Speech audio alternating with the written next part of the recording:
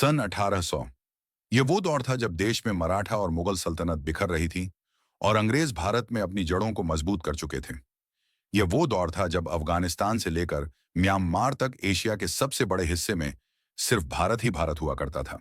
यह वो दौर था जब भारत की आबादी सिर्फ 17 करोड़ थी, जिनमें से करीब 10% पुरुष और 1% महिलाएं ही पढ़ी लिखी हुआ करती थीं। शायद इसी वजह से मीलों दूर से आए अंग्रेजों ने भारत पर कब्जा जमा लिया था। ईस्ट इंडिया कंपनी की सरकार ने गरीबों और किसानों का शोषण शुरू कर दिया था और सोने की चिड़िया कहे जाने वाले भारत को लूटने में कोई कसर नहीं छोड़ी थी। लेकिन क्या आपने कभी सोचा है, उस दौर में आम भारतीयों की जिंदगी आखिर कैसे हुआ करती थी? उनका रहन सहन और पहनावा कैसा होता था? उस दौर के भारतीय लोग क्या काम किया करते थे और कैसे अंग्रेजों ने भारत के महान साम्राज्य की हुकूमत को अपने कब्जे में लिया था?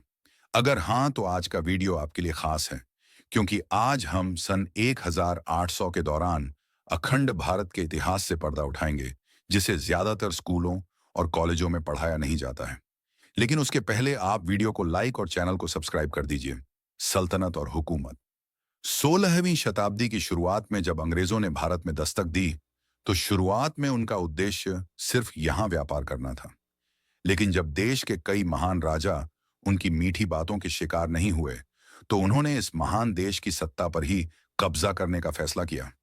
बता दें कि भारत में कदम रखने वाली सबसे पहली ब्रिटिश टोली के कैप्टन थे विलियम हॉकिंस, जिन्होंने 24 अगस्त 1608 के दिन सूरत के बंदरगाह पर पहला कदम रखा था। और कुछ ही समय में उन्हें यह अंदाजा लग गया था कि वे कूटनीति से भारत को अपने कब्जे में कर सकते हैं। 1631 में जब शाहजहां ताजमहल बनवा रहे थे, तभी अंग्रेज भारत में अपने पैर पसारने की कोशिश में लगे हुए थे। उस वक्त कुछ छोटे बड़े राजाओं के अलावा भारत में दो बड़े साम्राज्य की हुकूमत चलती थी, जिसमें पहला था औरंगजेब का मुगल एम्पायर और दूसरा था मराठा साम्राज्य। ये दोनों शक्तियां इतनी ताकतवर थीं कि इनके सामने अंग्रेज चाय में नमक के बराबर थे। मगर इनकी सबसे बड़ी कमजोरी थी एक दूसरे से नफरत करना। ये देख अंग्रेज एक तरफ इन दोनों सल्तनत के राजाओं के तलवे चाटते रहे और यह जताने की कोशिश करते रहे कि हम आपके साथ हैं। लेकिन दूसरी तरफ बड़ी चालाकी से कूटनीति करके इन दोनों साम्राज्य में कई लड़ाइयां करवाई और खुदबाजी मारने के लिए सही मौके का इंतजार करते रहे। अपनी इसी रणनीति में कामयाब होने में अंग्रेजों को 100 साल लग गए और शुरुआत हुई 18वीं सदी की, जब ईस्ट इंडिया कंपनी ने भारत में अपने पैर पसार लिए थे। मुगलों की सल्तनत खत्म होने की कगार पर थी और मराठा साम्राज्य भी कई इलाकों में अंग्रेजों से हार चुका था। एक तरफ वे गरीबों और किसानों का शोषण कर रहे थे, दूसरी तरफ शिक्षा और पैसों की लालच देकर युवा भारतीयों को ही अपनी ब्रिटिश आर्मी में भर्ती करना शुरू कर दिया था। वे भारतीय व्यापारियों से बहुत ज्यादा कर वसूलते थे। उन्होंने यहां पर अपनी फैक्ट्रियां खोल रखी थीं, जहां सस्ते में बना माल एक्सपोर्ट करके वे अंधाधुंध पैसा छाप रहे थे और यह पूरा पैसा भारत से सीधा ब्रिटेन जाता था, जिस वजह से भारत में आर्थिक संकट के दौर की शुरुआत हुई। भारतीयों की कमाई, पैसों की किल्लत और लगान। आपने यह कहावत तो सुनी होगी कि मेरी जरूरतें कम हैं, इसलिए मेरे जमीर में दम है, जो 1800 के दौर में 90% भारतीयों के लिए सही साबित होती है। हालांकि हमारे भारतीय समाज में मौका परस्त लोगों का वजूद हमेशा से बना रहा है। उस वक्त भी कुछ मौका परस्त लोग ऐसे थे जो अंग्रेजों के तलवे चाट कर अधिक कमाई किया करते, जबकि आम भारतीय अपनी सभी जरूरतें पूरी तक नहीं कर पाते थे। एक तरफ जमींदार किसानों को कर्जा देकर ज्यादा ब्याज लेकर उन्हें लूटा करते थे, वहीं दूसरी तरफ किसान बाढ़, सूखे जैसी समस्याओं का सामना करते थे और अंग्रेजों द्वारा लगाया गया जानलेवा लगान तो किसानों की कमर ही तोड़ देता था। वहीं जो लोग खेती नहीं करते थे, उनमें से कुछ छोटा मोटा व्यापार करते थे, जिन्हें अंग्रेज टैक्स और हफ्ता वसूली करके लूटने से बाज नहीं आते थे। जबकि कुछ लोग मजबूरी में चंद पैसों के लिए अंग्रेजों की फैक्ट्रियों में 161 घंटे काम किया करते थे। गांव का व्यापार उस दौर के भारत की एक चीज बहुत अच्छी थी, वो है बार सिस्टम, यानी सामान के बदले सामान देना। इसका इस्तेमाल भारत में ज्यादातर गांव में किया जाता था। गांव में अगर कोई एक आदमी चावल उगाता था, तो वह दूसरे आदमी से चावल के बदले गेहूं लेता था। जो आदमी सब्जी उगाता था, उन सब्जियों के बदले चावल और गेहूं ले लेता था। जैसे कि 1 किलो धान के बदले 4 किलो शक्कर, पूरे महीने के अनाज के बदले पूरे महीने की सब्जियां और 5 किलो गेहूं के बदले 5 किलो दाल। इससे फायदा यह होता था कि खाने पीने की हर चीज गांव में मिल जाती थी और इसके लिए पैसे चुकाने की जरूरत भी नहीं थी। इसलिए गांव में पैसे का चलन बहुत कम था। इसके साथ आज भी अगर आप भारत के कुछ गांव में जाएंगे तो वहां पर अदला बदली की प्रथा मिलेगी जो बहुत अच्छी है। पहनावा। दोस्तों, आज के मॉडर्न भारत में जहां हर तरफ पश्चिमी सभ्यता यानी वेस्टर्न कल्चर का असर दिखाई देता है, लोग jeans, shirt, T shirt, top और सूट पहने नजर आते हैं। लेकिन एक समय था जब भारतीयों का अपना अलग ही देसी पहनावा हुआ करता था। पुरुष सादी धोती और गमछा पहनते थे, औरतें साड़ी पहनती थीं और छोटे बच्चे ज्यादातर निक्कर में खेलते कूदते नजर आते थे।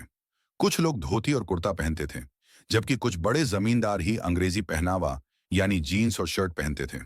भारत की यही सादगी और विविधता उन्हें अंग्रेजों से खास बनाती थी।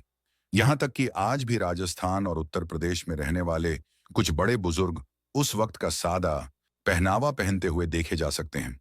लेकिन हम में से ज्यादातर युवाओं को आज लुंगी पहनना नहीं आता, जो थोड़ा निराशाजनक जरूर है।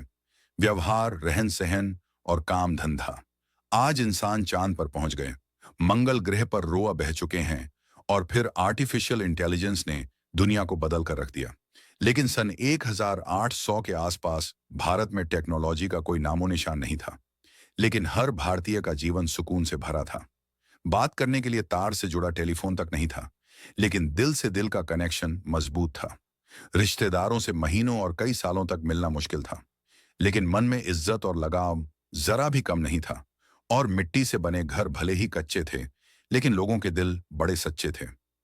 यातायात के सिर्फ बैलगाड़ी साधन थी, लेकिन लोगों के शरीर में बहुत ताकत थी। जेब में पैसों की फूटी कौड़ी ना हो, फिर भी चेहरे पर शिकन नहीं थी। और भाईचारा ऐसा था कि एक आवाज पर पूरे गांव की भीड़ इकट्ठा हो जाती थी। मित्रों, उस दौर में जमीन छोटी हो या बड़ी, ज्यादातर लोग खेती करना ही पसंद करते थे। और भारतीय किसानों की पसंदीदा फसल नील, कॉटन, अफीम, गेहूं और धान ही हुआ करती थी, जिसे किसानों से खरीदकर अंग्रेज विदेशी मार्केट में अच्छी कीमतों पर बेचते थे। लोग खेती के साथ पशुपालन भी करते थे। जो लोग खेती नहीं करते थे, वे अंग्रेजों की फैक्ट्री में काम किया करते थे। शाम होते ही सभी लोग अपने घर में आकर भजन, कीर्तन और सत्संग किया करते थे, जिसके लिए घरों में दिए भी जलाए जाते थे, क्योंकि इस दौर में भारत में बिजली नहीं थी। फिर लोग रात में जल्दी सो जाते और सुबह जल्दी उठकर काम पर चले जाते थे। 18वीं सदी के लोग बुजुर्गों का बहुत मान सम्मान करते थे और घर से लेकर गांव में वही होता था जो बड़े बुजुर्ग कहते थे। हालांकि वह ऐसा दौर था जब भारत में सबसे ज्यादा जातीय भेदभाव होता था। अलग अलग धर्मों में थोड़ा बहुत टकराव होना आम था, लेकिन एक ही धर्म में भी जाति व्यवस्था को माना जाता था। यह जातियां हिंदुओं को 4 मुख्य श्रेणियों में विभाजित करती थीं: ब्राह्मण, क्षत्रिय, वैश्य और शूद्र, जिनमें दलितों और बाकी छोटी जातियों के साथ काफी भेदभाव किया जाता था। और यह भेदभाव तो पिछले 200 वर्षों से चला आ रहा था, जिसके खिलाफ बाबा साहब अंबेडकर ने काफी बड़ी जंग लड़ी थी और 20वीं सदी में देश में क्रांति ला दी। तो उस दौर में अंग्रेजों ने ही डिवाइड एंड रूल नीति को अपनाकर भारतीयों की एकता को भंग करने के लिए जातिवाद को और ज्यादा बढ़ावा दिया। लोग अपनी जाति के हिसाब से ही काम किया करते थे, जैसे कि धोबी कपड़े धोते, कुम्हार मिट्टी के बर्तन बनाते, नाई हर पीढ़ी ने बाल काटती थी। इस तरह हर कोई अपने हिसाब से काम धंधा किया करता था। शिक्षा और साक्षरता। अब बात करें पढ़ाई लिखाई की, तो आपको जानकर हैरानी होगी कि उस वक्त भारत में पढ़े लिखे लोगों की संख्या बहुत ही कम थी।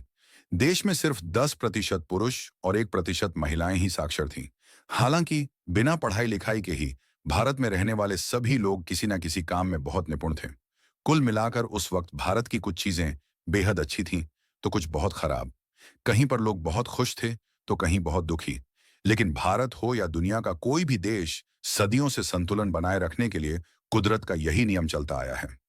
तो मित्रों, अगर आपको भी अखंड भारत के महान इतिहास पर गर्व है, तो कमेंट बॉक्स में हमारे देश की तारीफ में 2 बोल जरूर लिखिए। और यह भी बताइए कि उस दौर की वो खासियत कौन सी है जो आज का मॉडर्न जमाना मिस कर रहा है। हमारी यह पेशकश पसंद आई हो तो वीडियो को लाइक और शेयर करें। ऐसे ही दिल छू लेने वाले वीडियोस के लिए हमारे चैनल को सब्सक्राइब करके पास वाली घंटी जरूर बजा दीजिए।